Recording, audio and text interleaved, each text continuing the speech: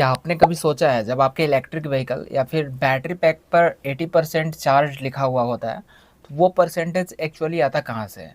ये कोई simple measurement नहीं होता बल्कि एक डीप कॉन्सेप्ट के थ्रू कैलकुलेट किया जाता है जिसे हम स्टेट ऑफ चार्ज एसओसी कहते हैं। एसओसी हर बैटरी सिस्टम के लिए एक इम्पोर्टेंट पैरामीटर है, चाहे वो इलेक्ट्रिक व्हीकल हो, सोलर सिस्टम हो या फिर कोई बैकअप पावर यूनिट। आज की इस वीडियो में हम समझेंगे एसओसी क्या होता है, कैसे कैलकुलेट किया जाता है और क्यों हर बैटरी मैनेजमेंट सिस्टम के लिए ये एक क्रिटिकल पैरामीटर है। स्टेट ऑफ चार्ज का सिंपल मतलब है बैटरी के अंदर कितनी एनर्जी बची हुई है टोटल कैपेसिटी के कंपैरिजन में।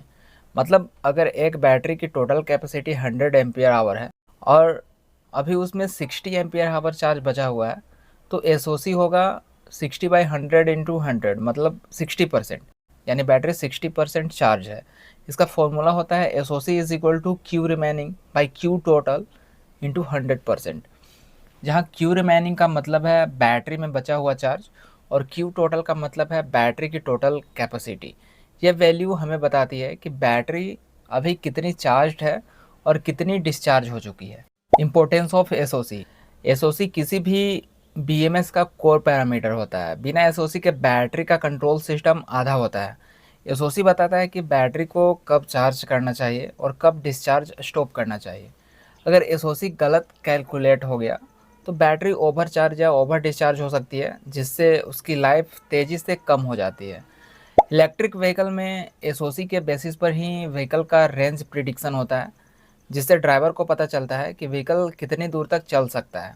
ये parameter battery protection, performance, monitoring और एनर्जी एफिशिएंसी के लिए भी इक्वली इम्पोर्टेंट है। क्या हम लोग एसओसी को डायरेक्टली मेजर कर सकते हैं? ये इंटरेस्टिंग पार्ट है। एसओसी डायरेक्टली मेजर नहीं किया जा सकता है, मतलब कोई सेंसर नहीं होता है जो डायरेक्ट परसेंटेज बता दे। एसओसी हमेशा एस्टिमेट किया जाता है मैथमेटिकल और एक्सपेरिमेंटल मेथड से।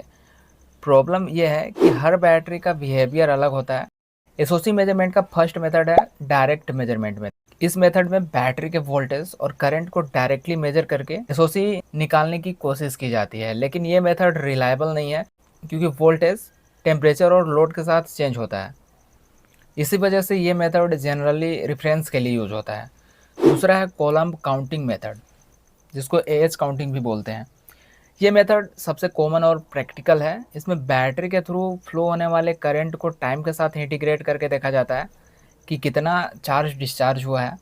अगर बैटरी डिस्चार्ज हो रही है तो करंट पॉजिटिव काउंट होता है और चार्ज हो रही है तो नेगेटिव काउंट किया जाता है। इसका फॉर्मूला है SOC T is equal to SOC zero minus 1/C normal integration of I T D T, जहाँ सी नॉर्मल बैटरी की नॉर्मल कैपेसिटी है और आई टी करेंट है। ये मेथड रियल टाइम बीएमएस में काफ़ी यूज़ होता है, लेकिन लॉन्ग टर्म में सेंसर से एरर और सेल्फ डिस्चार्ज से थोड़ा ड्रिफ्ट आ जाता है। थर्ड है open circuit voltage, Owaisi method. इस मेथड में बैटरी को कुछ टाइम के लिए रेस्ट पर रखा जाता है और उसका ओपन सर्किट वोल्टेज मेजर किया जाता है। फिर उस वोल्टेज के बेसिस पर एसओसी एस्टिमेट किया जाता है। यह मेथड एक्यूरेट है, लेकिन रियल टाइम सिस्टम में बैटरी को रेस्ट पर रखना पॉसिबल नहीं होता, इसलिए ये मोस्टली लेबोरेटरी टेस्टिंग के लिए यूज होता है। नेक्स्ट है कलमन फिल्टर मेथड। ये एक एडवांस्ड मैथमेटिकल मॉडल है जिसमें कॉलम काउंटिंग और ओसीबी दोनों डेटा को कंबाइन करके एरर मिनिमाइज किया जाता है। कलमन फिल्टर कंटिन्यूसली एसओसी को अपडेट करता है और रियल टाइम करेक्शन करता है। ये मेथड इलेक्ट्रिक व्हीकल और स्मार्ट बीएमएस सिस्टम में यूज होता है जहां हाई एक्यूरेसी ज़रूरी होती है। नेक्स्ट है machine learning based estimation. Modern BMS में आर्टिफिशियल इंटेलिजेंस और न्यूरल नेटवर्क मॉडल्स का यूज किया जाता है। ये मॉडल्स बैटरी के वोल्टेज, करंट, टेम्परेचर और हिस्टोरिकल डेटा को एनालाइज करके एसओसी प्रिडिक्ट करते हैं। ये मेथड एडप्टिव होता है और बैटरी के नॉन लीनियर बिहेवियर को समझता है, लेकिन इसके लिए हाई कंप्यूटेशनल पावर चाहिए होती है। अगर एनर्जी स्टोरेज सिस्टम के बारे में डिटेल में जानना चाहते हैं तो मैंने एक बेस्ट बुक टैग किया है, उस पर क्लिक करके आप चेक कर सकते हैं।